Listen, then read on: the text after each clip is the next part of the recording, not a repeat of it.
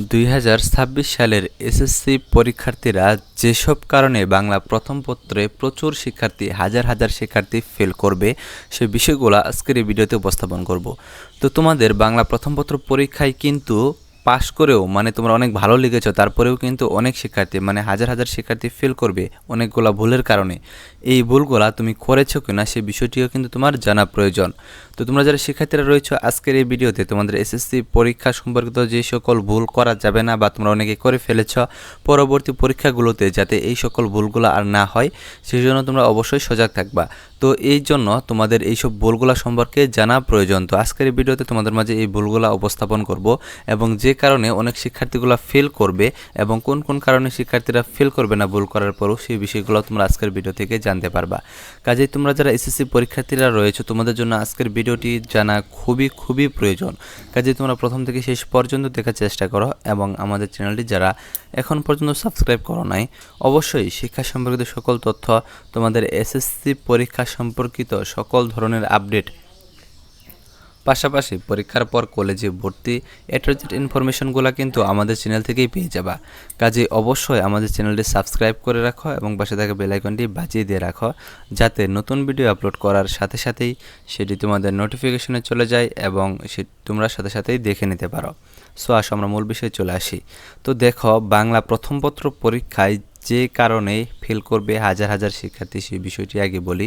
যে তোমরা যারা বাংলা প্রথম পত্র পরীক্ষা ইতিমধ্যে শেষ করেছ তো তোমরা অনেকেই কিন্তু অনেকগুলো ভুল করেছ। তো অনেক স্টুডেন্ট বলতেছে যে তারা ওএমআর শিটে ভুল করেছে।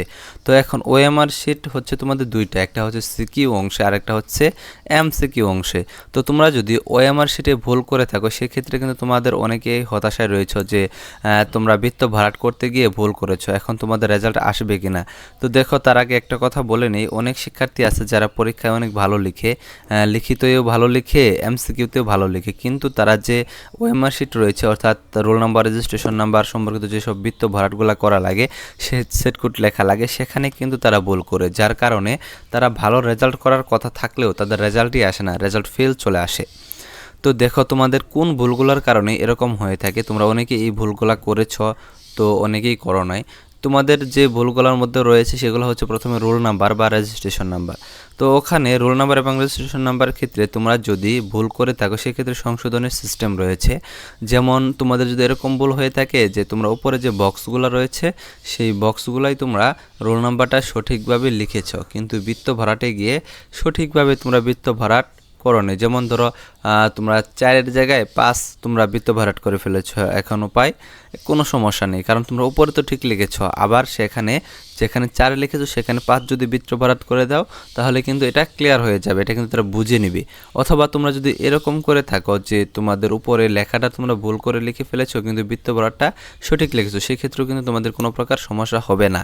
তবে হ্যাঁ, রোল নাম্বার, রেজিস্ট্রেশন নাম্বারে যদি তোমরা এরকম করো যে উপরে যে তোমাদের সংখ্যা লিখতে হয় বক্সের মধ্যে সেই সংখ্যাটাও তোমরা ভুল লিখেছ এবং তোমাদের বৃত্ত ভরাটটাও তোমরা ভুল লিখেছ বা ভুল বৃত্ত ভরাট করেছ, তাহলে কিন্তু দেখা যাবে যে তোমাদের রেজাল্টে কিন্তু ফেল চলে আসবে।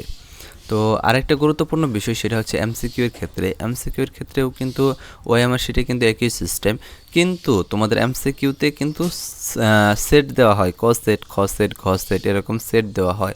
এখন তোমরা যদি এই সেট কোড যদি লিখতে ভুল করো তাহলে কিন্তু তোমাদের রেজাল্ট 100% ফেল চলে আসবে, এখানে সংশোধনের কোনো সিস্টেম নেই। তুমি যদি ক সেট যদি তুমি পেয়ে থাকো, যদি খ সেট যদি তুমি ভুলে যদি তুমি বৃত্ত ভরাট করে ফেলো যে খ সেট, তারপরে আবার তুমি কাটাকাটি করে ক সেট করবা, তাহলে কিন্তু দেখা যাবে যে সেটা কিন্তু কাউন্ট করা হবে না। তো তোমরা যদি ভুল সেট বৃত্ত ভরাট করে থাকো সেক্ষেত্রে তোমাদের নিশ্চিত ফেল হবে। তো তোমরা অনেক শিক্ষার্থীরা কিন্তু এই ভুল কিন্তু করে ফেলেছ যে তোমরা সেট করে গিয়ে তোমরা ক সেটের জায়গায় খ সেট লিখেছ, তারপরে আবার ক সেট লিখে তারপরে তোমরা চলে এসেছো, সেখানে কিন্তু দেখা যাবে তোমাদের রেজাল্ট কিন্তু 100% ফেল চলে আসবে।